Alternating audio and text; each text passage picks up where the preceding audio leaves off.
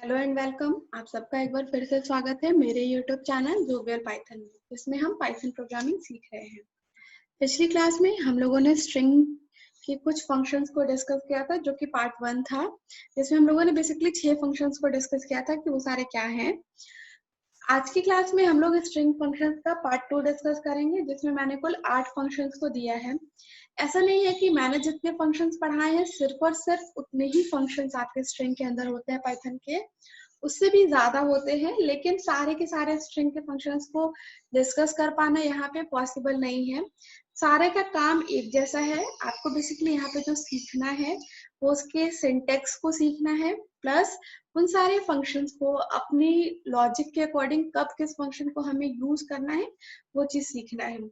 आज की क्लास में मैंने जिन फंक्शंस को लिया है वो है आपका count function, find function, replace function, strip function, split function, isDigit, isAlpha, isAlnum और भी बहुत सारे हैं। आज क्लास में मैंने सिर्फ इन्हीं 8 फंक्शंस को लिया है।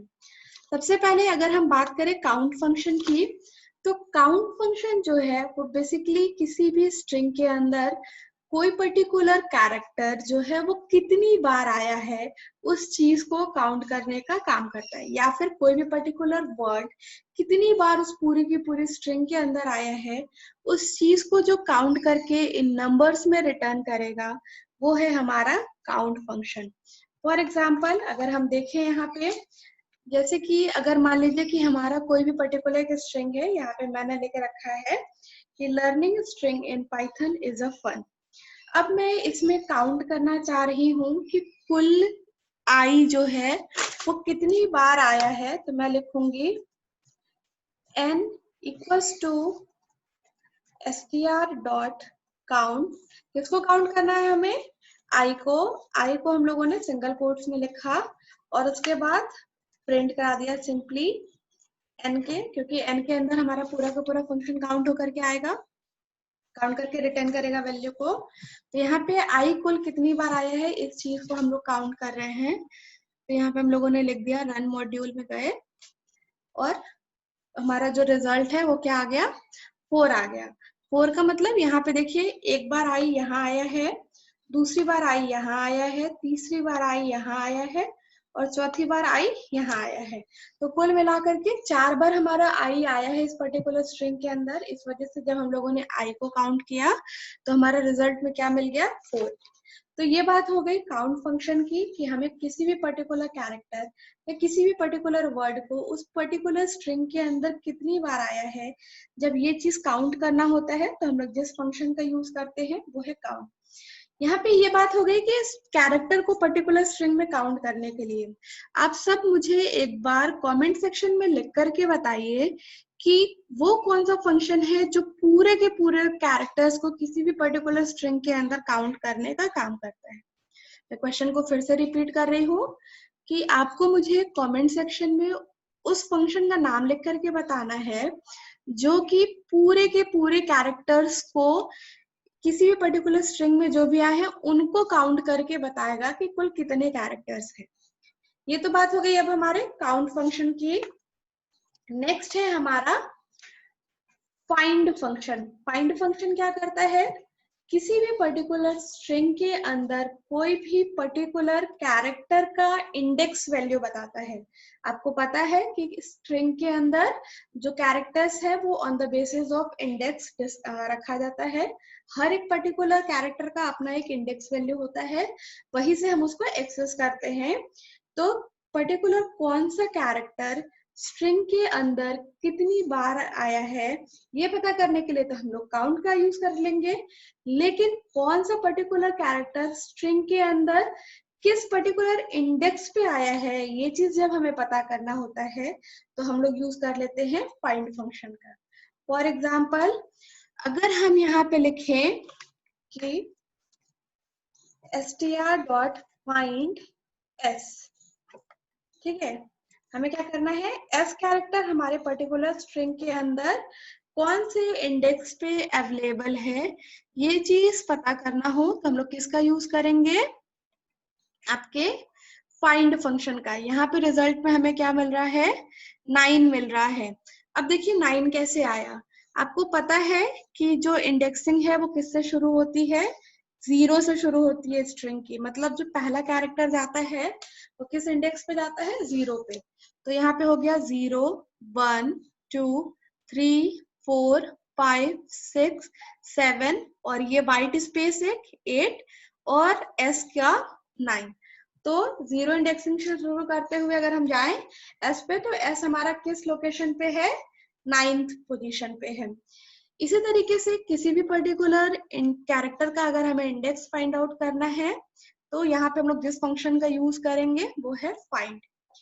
पॉइंट जो आपको ध्यान में रखना है वो ये चीज कि फाइंड फंक्शन जो है किसी भी पर्टिकुलर स्ट्रिंग के अंदर कोई भी कैरेक्टर जब फर्स्ट टाइम अपीयर होता है, जब फर्स्ट टाइम ऑकर होता है, तब वो उसका इंडेक्स बताता है। फॉर एग्जाम्पल अगर हम यहाँ पे आई की बात करें, आई जो है इस पर्टिकुलर इंडेक्स में कई बार आया हुआ है, आपको दिख रहा है, हम लोगों ने पहले अभी भी गिना था 4 बार आया हुआ है, लेकिन चारों के चारों जो आई है उसका इंडेक्स क्या होगा, अलग अलग होगा। तो यहाँ पे ये लेकिन रिटर्न तो एक ही वैल्यू करेगा, तो यहाँ पे इसने क्या रिटर्न किया, 5। अब 5 देखिए कैसे आया, 0 1 2 3 4 और 5। तो आई का इंडेक्स क्या आ गया, हमारे 5 आ गया।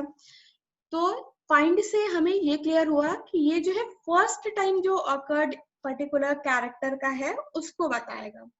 वही अगर हमें चाहिए कि लास्ट टाइम कौन सा पर्टिकुलर फाइंड, मतलब कोई पर्टिकुलर कैरेक्टर आपके आया है उसका इंडेक्स वैल्यू क्या है, तो उसके लिए हम लोग जिस फंक्शन का यूज करेंगे that is are find.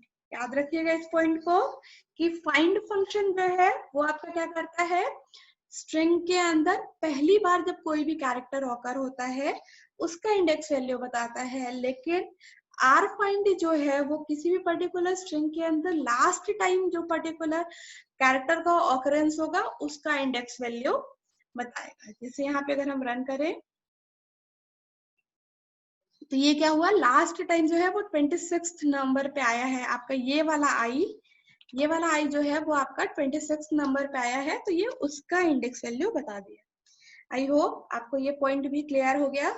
Count function आपको मैंने क्लियर कर दिया, मैंने आपको फाइंड फंक्शन क्लियर कर दिया, मैंने आपको आर फाइंड भी बता दिया। अब नेक्स्ट हमारा फंक्शन है रिप्लेस।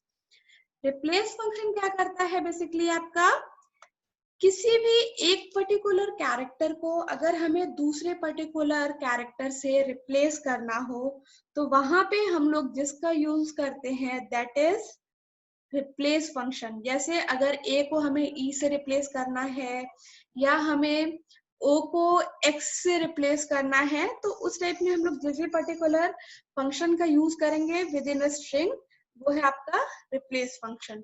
फॉर एग्जाम्पल अगर हमने यहाँ पे लिख दिया स्ट्रिंग डॉट रिप्लेस किसको, एफ को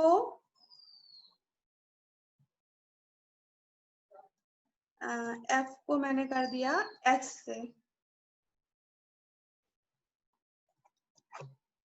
ठीक है। मैंने यहाँ पे क्या किया, हमारा जो था स्ट्रिंग वो था learning string in Python is fun. अब वो एफ जो है वो क्या हो जाएगा, एस हो जाएगा। तो अब हमें रिजल्ट में क्या मिलेगा, learning string in Python is सन। क्यों, क्योंकि हम लोगों ने एफ को जो है वो एस से रिप्लेस कर दिया है। वैसे ही अगर मान लीजिए हमें पूरे के पूरे स्ट्रिंग को ही रिप्लेस करना है तो मैं फन को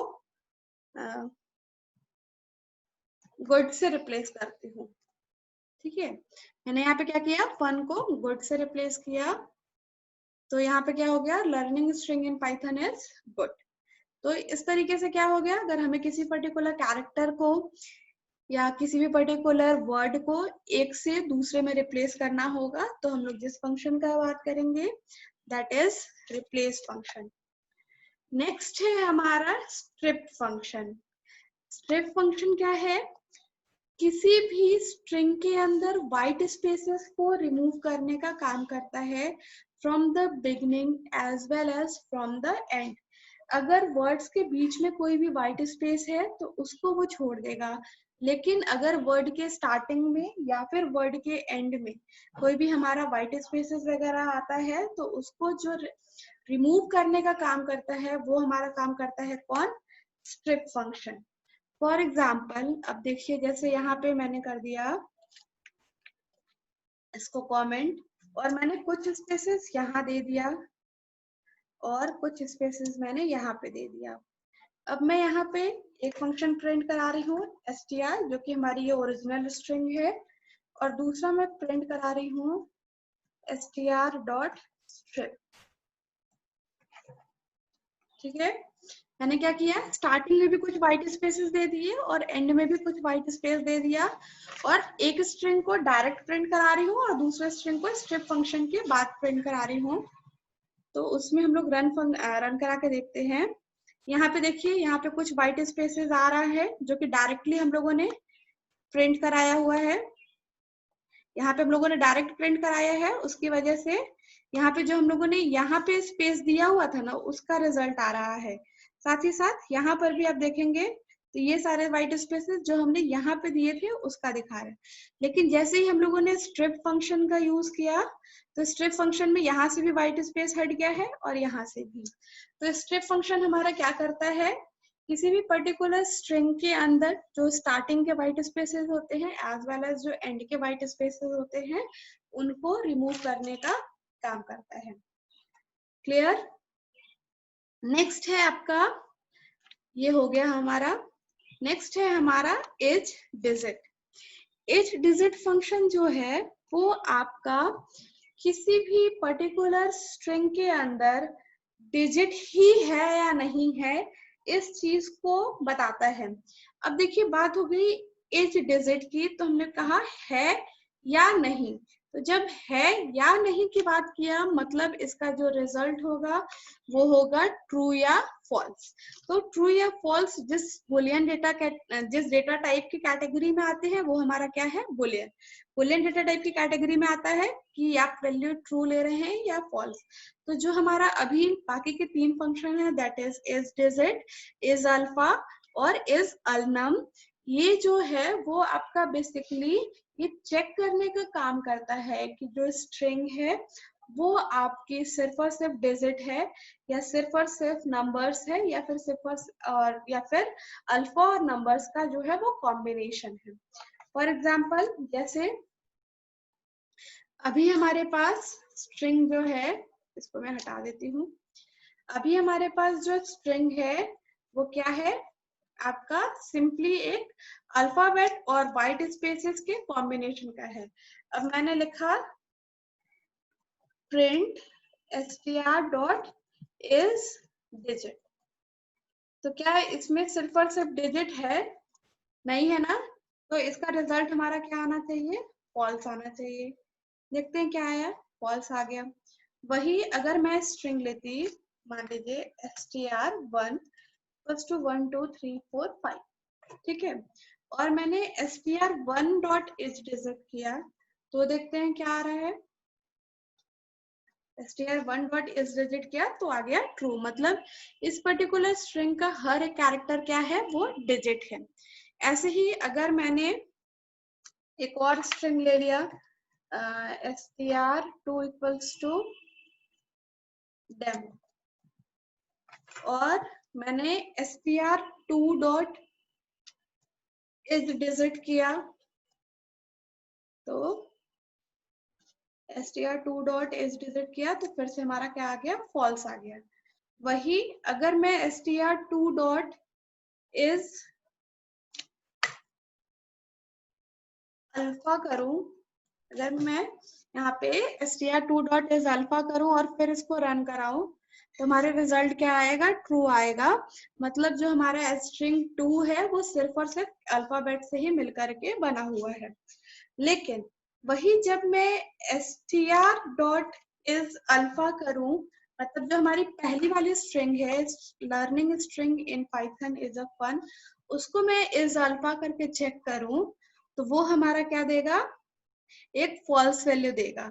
क्यों फॉल्स वैल्यू देगा? क्योंकि हमारे जो भी कैरेक्टर्स वगैरह हैं उनके बीच में ये वाइट स्पेसेस है, और ये वाइट स्पेसेस ना तो अल्फाबेट होते हैं और ना ही न्यूमेरिक होते हैं।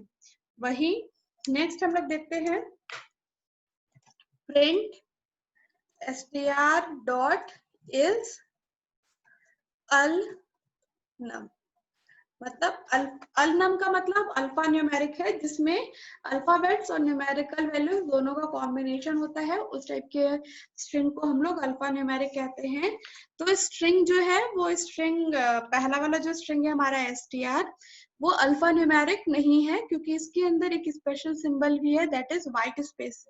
व्हाइट स्पेसेस ना तो अल्फाबेट होता है और ना ही न्यूमेरिक वैल्यू, तो इसके लिए भी जो रिजल्ट आएगा वो आपका क्या होगा? फॉल्स ही होगा।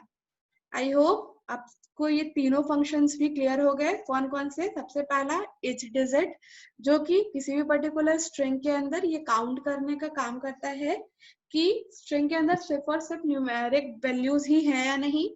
दूसरा है इज अल्फा, जो कि ये चेक करने का काम करता है कि बेसिकली आपके स्ट्रिंग के अंदर सिर्फ कैरेक्टर्स वैल्यू जो कि अल्फाबेट में हो वही है या नहीं। और तीसरा है अल नम, जो कि अल्फा न्यूमेरिक कैरेक्टर्स को किसी भी पर्टिकुलर स्ट्रिंग में चेक करने का काम करता है। तो ये बात हो गई आज के हमारे 8 फंक्शन की। एक बार हम फिर से इसका शॉर्ट रिवीजन ले लेते हैं।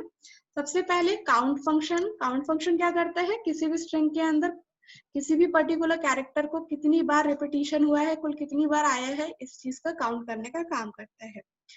Find function. फाइंड फंक्शन आपका किसी भी पर्टिकुलर स्ट्रिंग के अंदर किसी भी पर्टिकुलर कैरेक्टर का इंडेक्स वैल्यू पता करने का काम करता है, और वो भी कौन सा इंडेक्स वैल्यू? फर्स्ट ऑकरेंस का। लास्ट ऑकरेंस देखना हो तो हम आर फाइंड देखते हैं। तीसरा है रिप्लेस। किसी भी पर्टिकुलर कैरेक्टर या किसी भी पर्टिकुलर वर्ड को हमें अगर रिप्लेस करना हो किसी दूसरे वैल्यू से, तो हम लोग जिस फंक्शन का यूज करते हैं वो है आपका रिप्लेस फंक्शन। चौथा है स्ट्रिप फंक्शन। स्ट्रिप फंक्शन क्या करता है? आपके व्हाइट स्पेसेस को आगे से और एज वेल एज पीछे से जो भी हमारे एक्स्ट्रा व्हाइट स्पेसेस है उसको रिमूव करने का काम करता है। इन बिटवीन वर्ड्स के व्हाइट स्पेसेस को रिमूव करने का काम नहीं करता है, याद रखिएगा।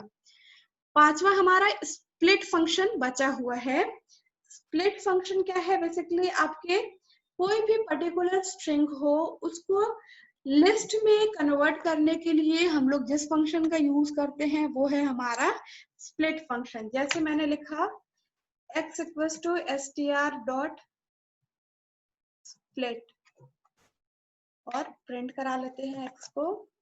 तो ये पूरा जैसे लर्निंग एक हो जाएगा लिस्ट के अंदर का आइटम, स्ट्रिंग दूसरा आइटम, इन तीसरा आइटम, पाइथन चौथा आइटम, इज छठा आइटम, और जो फन होगा वो छठा। जैसे लर्निंग पहला, स्ट्रिंग दूसरा, इन तीसरा, पाइथन चौथा, इज पांचवा, और फन जो है वो छठा आइटम। पूरे के पूरे स्ट्रिंग के अंदर जितने भी टोटल नंबर ऑफ वर्ड्स हैं जो सेपरेटेड है आपके व्हाइट स्पेसेस से, उनको क्या करता है? आपके लिस्ट में कन्वर्ट करने का काम करता है। जैसे यहाँ पे देखिए हर एक एक एलिमेंट को इसने अलग कर दिया। पहला एलिमेंट लिस्ट के अंदर क्या हो गया? लर्निंग। दूसरा हो गया स्ट्रिंग, तीसरा हो गया इन, चौथा हो गया पाइथन, पांचवा हो गया इज, और छठा हो गया हमारा फन। तो जब भी हमें स्ट्रिंग को लिस्ट में कन्वर्ट करना हो, हमें सारे एलिमेंट्स बाय एलिमेंट्स कन्वर्ट करना हो, तो हम लोग जिसका यूज करते हैं that is split function.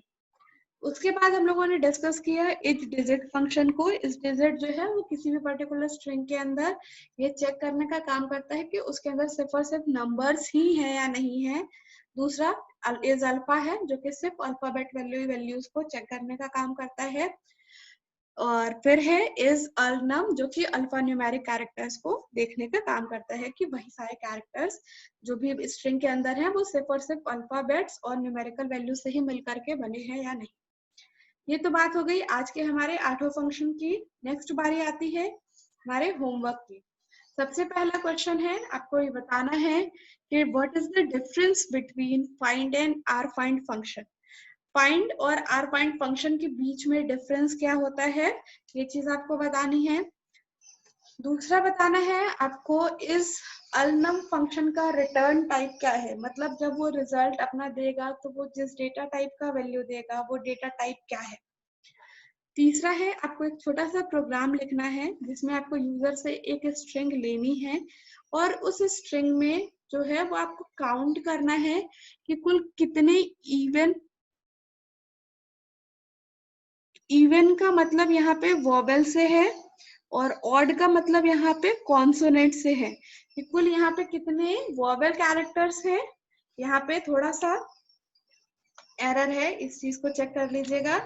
Even का मतलब यहाँ पे वोवेल से है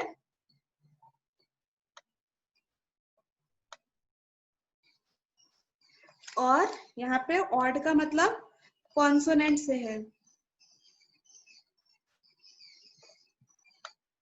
राइटिंग थोड़ी सी गंदी बन रही है, उस चीज को आप हैंडल कर लीजिएगा।